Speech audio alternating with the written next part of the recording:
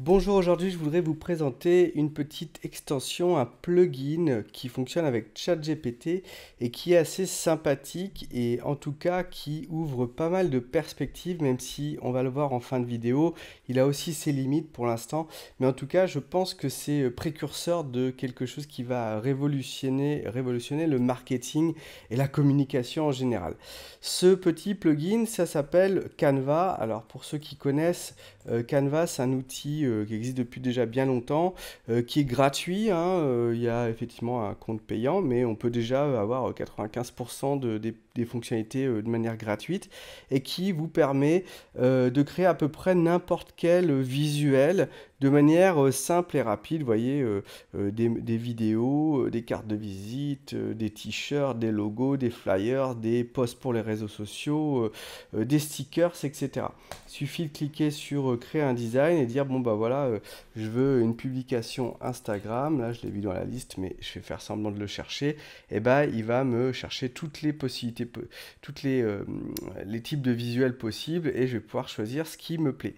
Et une fois arrivé dans l'interface, eh bien je vais pouvoir avoir plein de modèles. Donc voilà, par exemple ici je vais pouvoir mettre ce qui me tue me rend moins fort. Super citation, Gandhi, hop, pour Instagram. On va pouvoir tout modifier, etc. Mais là aujourd'hui, ce qui nous intéresse, c'est pas cet outil-là que vous connaissez déjà. J'estime que c'est acquis, que vous le connaissez déjà. Si vous le connaissez pas, tant mieux.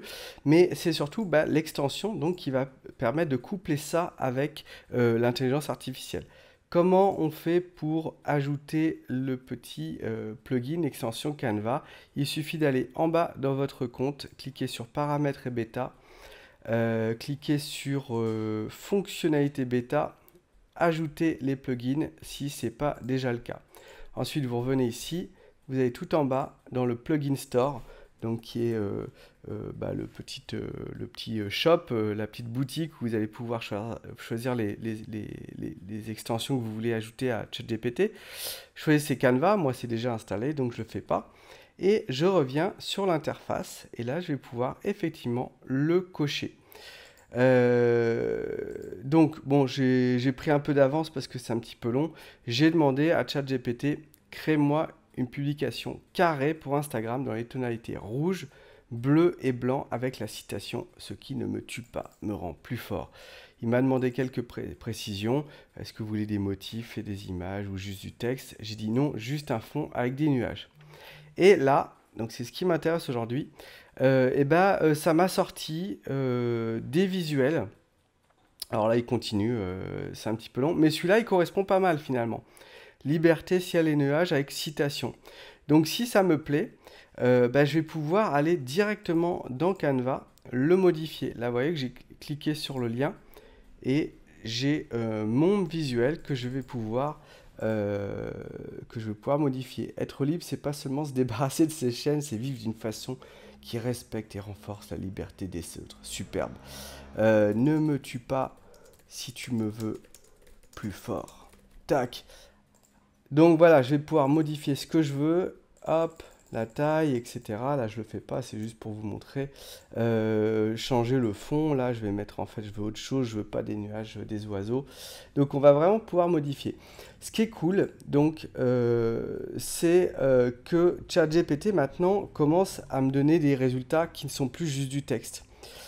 Et donc, bah, je trouve que ce plugin est assez intéressant, mais à l'usage, vous allez voir qu'il n'est pas encore rodé en fait, parce que il ne fait que vous interroger avec du langage naturel sur ce que vous voulez, mais c'est moins rapide que d'aller directement dans Canva, où vous allez pouvoir avoir accès, hop, à plein de modèles directement, et ça, en fait, ça va beaucoup plus vite que demander à ChatGPT. Par ailleurs, ce qui est dommage, c'est qu'en fait, les images ne sont pas générées par ChatGPT comme elles pourraient l'être dans Midjourney, qui est un générateur d'images qui utilise l'IA. Donc en fait, c'est là où j'ai été très déçu, c'est que c'est uniquement, ça vient juste taper dans la base de données de modèles de Canva. Ceci étant dit, ça ouvre quand même voilà, des perspectives monstrueuses, c'est-à-dire que d'ici quelques mois, peut-être un an, je ne sais pas, mais vous allez pouvoir interroger vraiment de ChatGPT avec Canva ou pas Canva, hein, peu importe. Et vous allez avoir les images que vous voulez directement dans le ChatGPT. C'est déjà, comment dire, c'est déjà faisable avec Midjourney, hein, si vous voulez. Mais voilà, c'est un outil où vous allez pouvoir avoir tout centralisé. Je vous montre rapidement ce qu'on peut faire avec Midjourney. Ça, c'est, voilà, là, pas plus tard qu'il y a une semaine, j'ai essayé de, voilà, j'ai demandé, faites-moi une image avec une femme dans un costume de Superman, etc., avec le coucher de soleil derrière. Bon, bah voilà, ça me fait 4 images magnifiques. Mais voilà, ce qui m'intéresse, c'est d'avoir vraiment des choses applicables au marketing, directement intégrées dans ChatGPT, qui est aujourd'hui l'IA la plus aboutie.